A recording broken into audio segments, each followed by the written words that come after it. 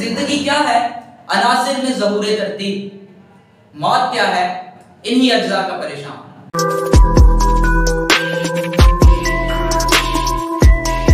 अस्सलाम वालेकुम दोस्तों, welcome to science point.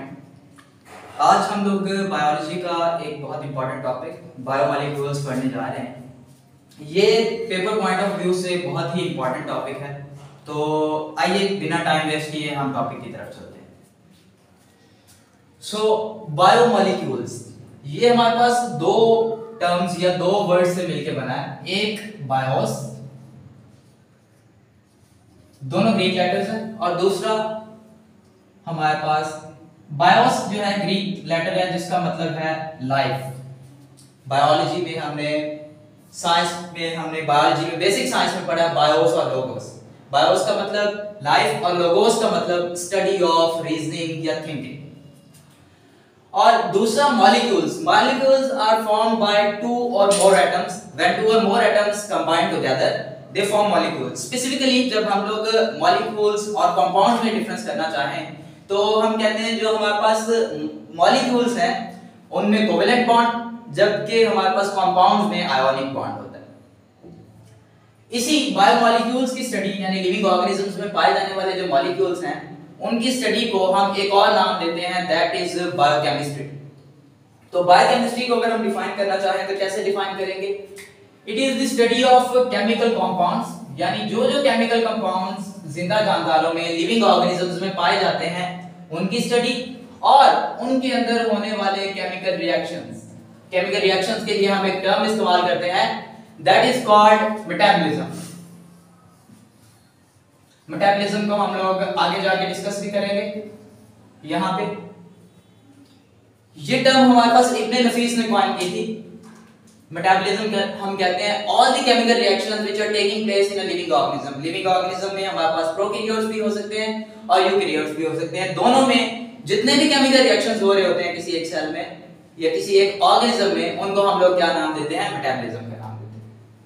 Importance की तरफ अगर हम चलते हैं कि बायोकेमिस्ट्री कैसे इंपॉर्टेंट है या इसके क्या फवायद हैं, तो हमें किसी भी लिविंग ऑर्गेनिज्म की एनाटॉमी मतलब उसका इंटरनल स्ट्रक्चर और उसकी फंक्शनिंग यानी उसकी फिजियोलॉजी को पढ़ने के लिए, स्टडी करने के लिए हमें बहुत जरूरी होती है। फिजियोलॉजी की अगर हम स्पेसिफिकली बात करते हैं तो फिजियोलॉजी में हमारे पास क्या है? फिजियोलॉजी में हमारे पास है डिफरेंट तरह के केमिकल रिएक्शंस किस तरह से परफॉर्म हो रहे हैं। फोटोसिंथेसिस हमने पढ़ा है कि प्लांट्स क्या करते हैं, कार्बन डाइऑक्साइड और पानी को इस्तेमाल करते हुए अपना ग्लूकोज तैयार करते हैं जो कि उनके लिए फूड होता है। रेस्पिरेशन, अब ग्लूकोज जो बन गया उस ग्लूकोज को एनर्जी बनाने के लिए, उससे एनर्जी ऑब्टेन करने के लिए, जो कि ग्लूकोज जो हमारे पास बना था वो एक स्टोरेज कंपाउंड है, उसमें एनर्जी स्टोर है। उस एनर्जी को हमने इस्तेमाल करना है, यूटिलाइज करना है। तो यूटिलाइज हम करेंगे रेस्पिरेशन के थ्रू, यानी उसका ब्रेकडाउन करेंगे ग्लूकोज का और वापस से कार्बन डाइऑक्साइड और दूसरा हमारे पास पानी जो है उसको ऑब्टेन करेंगे। यहां पे एक इक्वेशन छोटी सी लिख देते हैं, कार्बन डाइऑक्साइड और वाटर ये मिलके अगर हमारे पास ग्लूकोज बना रहा है C6H12O6 और साथ ऑक्सीजन, ये बैलेंस्ड इक्वेशन नहीं है हमारे पास, जनरली लिख रहा हूं, तो हम इसको कहेंगे फोटोसिंथेसिस। और अगर इसका ऑपोजिट हमारे पास हो रहा है, यानी ग्लूकोज ऑक्सीजन के साथ मिलके टूट रहा है या ग्लूकोज जो है ब्रेक डाउन हो रहा है, तो इसको हम क्या कहेंगे? रेस्पिरेशन। यानी हमारे पास एक ही तरह का रिएक्शन है जो कि हो रहा है। एक इसको आप कह सकते हैं फॉरवर्ड रिएक्शन और इसको आप कह सकते हैं रिवर्स रिएक्शन। मसल कॉन्ट्रैक्शन किस तरह से हो रही है? मसल का काम होता है कॉन्ट्रैक्ट होना और रिलैक्स करना, यानी एक्सपैंड होगा और कॉन्ट्रैक्ट होगा। ये आपको मूवमेंट में हेल्प करेगा। आपके बॉडी के अंदर फूड जो मूव हो रहा है, आप मूव हो रहे हैं, मैं बोल रहा हूं, ये सारे काम किसकी हेल्प से हो रहे हैं? They all are taking place with the help of muscle contraction.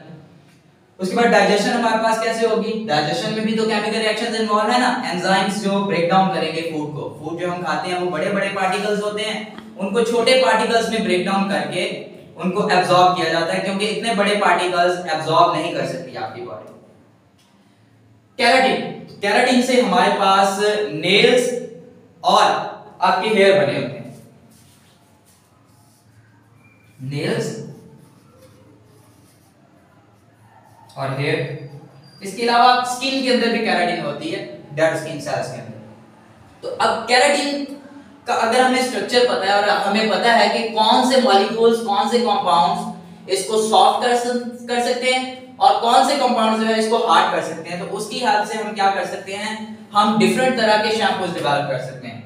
अब कुछ लोग हैं जिनके बाल कर्ली हैं, तो वो चाहते हैं कि उनको स्ट्रेट बाल मिल जाए, स्ट्रेट बाल के लिए आप शैम्पू इस्तेमाल कर सकते हैं। और कुछ लोगों के बाल जो हैं वो स्ट्रेट है और वो चाहते हैं कि हमें कर्ली बाल मिल जाए, यानी कर्ली बालों को स्ट्रेट करने के लिए या स्ट्रेट बालों को कर्ली करने के लिए बायोकेमिस्ट जो है वो क्या करेगा, शैम्पू डेवलप कर सकता है with the help of study of keratin, with the help of study of the structure and function of the hair cells. Pharmacology के अंदर हमारे पास बायोकेमिस्ट्री यूज हो रही है, यानी स्टडी ऑफ ड्रग्स जो है, मेडिसिन जो है, दो तरह की ड्रग्स होती हैं, मेडिसिनल ड्रग्स और दूसरी हमारे पास होती है रिक्रिएशनल ड्रग्स। तो इन ड्रग्स के अंदर हमारे पास क्या है, उनको पढ़ने के लिए भी हमें बायोकेमिस्ट्री की जरूरत है। बैक्टीरियोलॉजी, बैक्टीरिया बहुत छोटे होते हैं, उनके केमिकल रिएक्शंस किस तरह से हो रहे हैं, कैसे एनवायरनमेंट को डिग्रेड कर रहे हैं, कैसे एनवायरनमेंट को फायदा पहुंचा रहे हैं, कैसे पैथोजेनिसिटी फैला रहे हैं, तो ये सारे काम जो है, सारे फंक्शंस हम किसमें पढ़ेंगे, बैक्टीरियोलॉजी में, यानी स्टडी ऑफ बैक्टीरिया। उसके बाद हमारे पास है पैथोलॉजी। तो पैथोलॉजी कहते हैं हम स्टडी ऑफ द पैथोजेंस।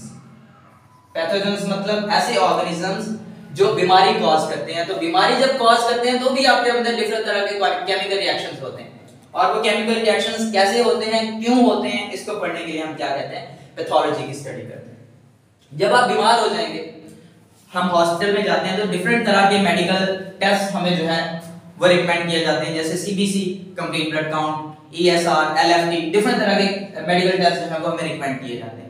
तो मेडिकल टेस्ट जो है वो भी बायोकेमिस्ट्री लैब के अंदर या बायोकेमिस्ट्री के हाथ से परफॉर्म किए जाते हैं। नेक्स्ट हमारे पास केमिकल कंपोजिशन ऑफ ऑर्गेनिजम्स है। लिविंग ऑर्गेनिजम्स की अगर हम बात करें, ये दो तरह के कंपाउंड से मिलकर बने होते हैं, एक ऑर्गेनिक कंपाउंड्स और दूसरे इनऑर्गेनिक कंपाउंड्स।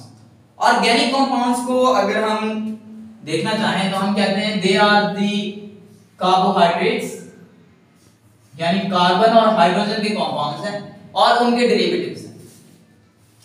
ऑर्गेनिक कंपाउंड्स में हमारे पास क्या क्या है, कार्ब्स, लिपिड्स, प्रोटीन्स और अमीनो एसिड्स।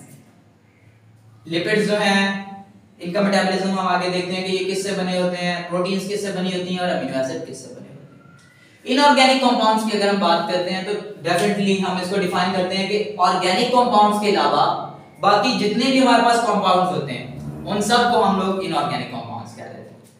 तो उसमें हमारे पास minerals, water, acid, carbon dioxide, different तरह की बेसिस और सॉल्ट्स मौजूद हैं। Chemical components of bacterial and mammalian cell, यानी बैक्टीरियल सेल जो है वो हमारे पास होता है प्रोकैरियोटिक सेल, और मैमेलियन सेल हमारे पास यूकैरियोटिक सेल होता है, यानी उसमें प्रोमिनेंट न्यूक्लियस मौजूद होता है। अब इनकी कंपोजिशन देख लेते हैं कि क्या इनमें डिफरेंस है। वाटर जो है दोनों में ऑलमोस्ट सेम होता है, 70% हमारी बुक में लिस्टेड है। प्रोटीन्स 15% होती हैं बैक्टीरियल सेल में और 18% होती हैं मैमेलियन सेल में। कार्बोहाइड्रेट्स 3% बैक्टीरियल सेल में और 4% हमारे पास होते हैं मैमेलियन सेल में। लिपिड्स 2 and 3%, यानी 2% बैक्टीरियल में एंड 3% मैमेलियन सेल में। ये डीएनए और आरएनए जो है ये हमारे पास पेपर पॉइंट ऑफ व्यू से बहुत इंपॉर्टेंट है, तो इसको हम याद रखेंगे कि हमारे पास 1% डीएनए होता है बैक्टीरियल सेल में और 0.25% जो है वो हमारे पास होता है मैमेलियन सेल में। इसके अलावा आरएनए वाला क्वेश्चन जो है ये भी अक्सर एमसीक्यूज में पूछा जाता है, तो ये भी आप याद रखेंगे कि 6% डीएनए हमारे पास आरएनए होता है बैक्टीरियल सेल में और 1.1% आरएनए हमारे पास मैमेलियन सेल में। यानी मैमेलियन सेल में डीएनए और आरएनए बैक्टीरियल सेल के निस्बत प्रोकैरियोटिक सेल के निस्बत कम होता है। ये परसेंटेज हमारे पास होती है percentage by mass to the total body weight. Other हमारे पास ऑर्गेनिक जो मॉलिक्यूल्स हैं जैसे एंजाइम्स, हार्मोन्स और डिफरेंट मेटाबोलाइट्स जो मेटाबॉलिज्म के दौरान प्रोड्यूस हो रहे हैं हमारे पास वो 2% और 2% यानी दोनों में सेम। और इसी तरह इनऑर्गेनिक आयंस जिसमें हमारे पास सोडियम, पोटेशियम, मैग्नीशियम और कैल्शियम, क्लोरीन वगैरह हैं, ये सारे आपके पास 1% एंड 1% है। ये टेबल बहुत इंपॉर्टेंट है और स्पेशली ये आपके पास डीएनए, आरएनए और प्रोटीन्स, इनका डिफरेंस हमारे पास बहुत जरूरी है। इसमें से एमसीक्यूज अक्सर पूछे जाते हैं, तो इसको आप बहुत अच्छी तरह से प्रिपेयर करें। उसके बाद है हमारे पास different chemical activities. Chemical activities पर जाने से पहले मैं आपको ये बेजुनरान चकबस साहब जो है उनका एक शेर जो है वो सुनाना चाहूंगा।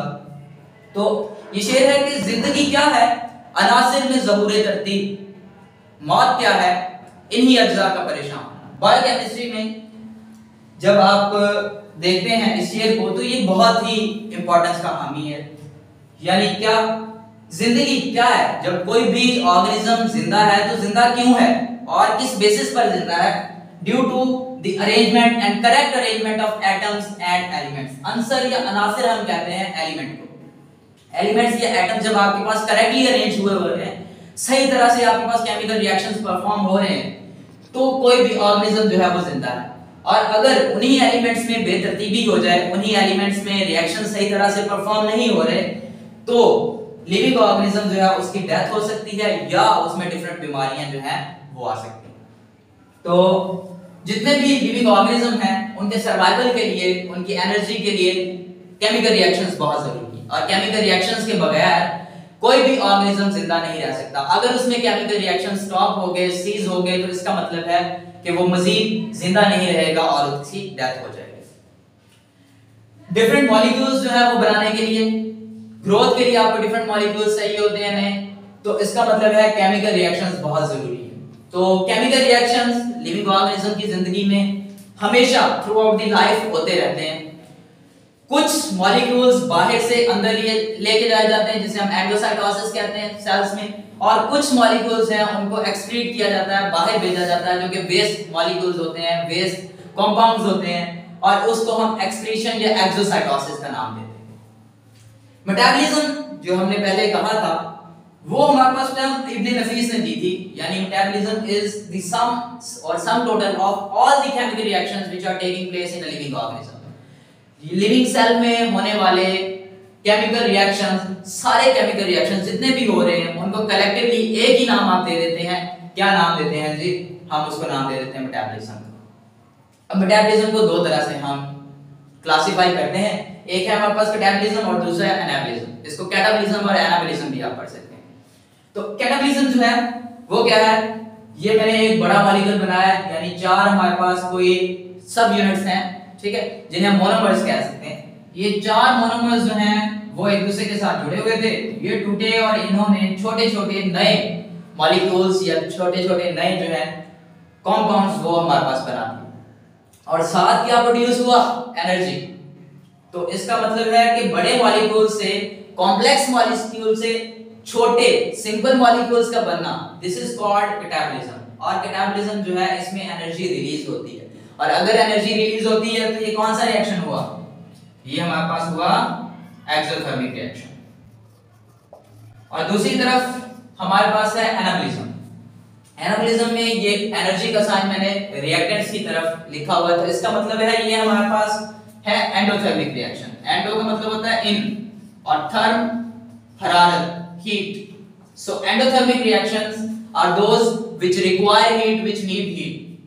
अब ये इसमें क्या हो रहा है? हमारे पास सिंपलर मॉलिक्यूल्स कंबाइन हो रहे हैं और इसमें कॉम्प्लेक्स मॉलिक्यूल्स जो है वो हमारे पास डेवलप हो रहे हैं। अब एक्सोथर्मिक और एंडोथर्मिक रिएक्शंस जो हैं ये दोनों इकट्ठे हो रहे होते हैं बाय वक्त किसी भी सेल के अंदर, किसी भी ऑर्गेनिज्म के अंदर हो रहे होते हैं। यानी ऐसा नहीं है कि सिर्फ एक्सोथर्मिक रिएक्शन या सिर्फ कैटाबॉलिज्म हो रहा हो और एनाबॉलिज्म ना हो रहा हो। देखते हैं जी किस तरह से। जैसे लिविंग ऑर्गेनिजम्स जो हैं, स्पेशली एनिमल्स, उनके अंदर ग्लूकोज हम इंटेक करते हैं, और जब ग्लूकोज वाफर मिकदार में हो जाता है तो इंसुलिन से क्या किया जाता है? उसको कन्वर्ट कर दिया जाता है ग्लाइकोजन में, और जब ग्लूकोज का लेवल कम होता है तो वापस उसी ग्लाइकोजन को ब्रेक डाउन करके ग्लूकोज में कन्वर्ट किया जाता है। ग्लूकोज से ग्लाइकोजन बनने का जो प्रोसेस है इसको हम कहते हैं ग्लाइकोजेनेसिस। जेनेसिस का मतलब बनना, यानी ग्लाइकोजन का बनना। और ग्लाइकोजन से ग्लूकोज का बनना जो है this is called glycogenolysis.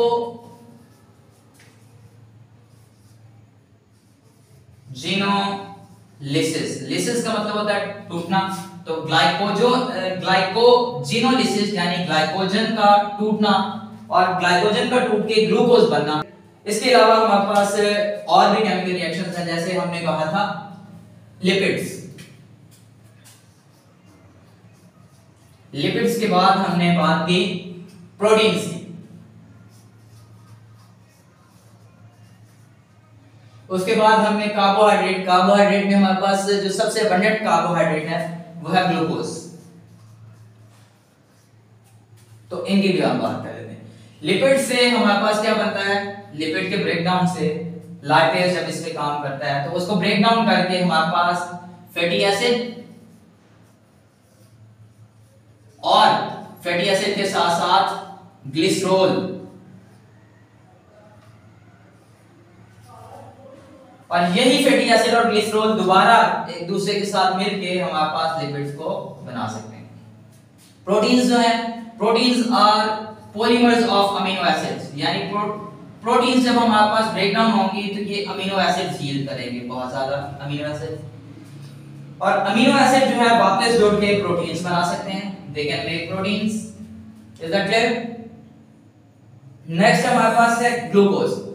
Glucose हमने यहां पे भी पढ़ा था कि ग्लूकोज हमारे पास कार्बन डाइऑक्साइड और वाटर से मिलकर बनता है, और यही ग्लूकोज ऑक्सीजन के साथ मिलके या ग्लूकोज जो है वो टूट के वापस हमारे पास कार्बन डाइऑक्साइड और वाटर जो है वो यील्ड करता है।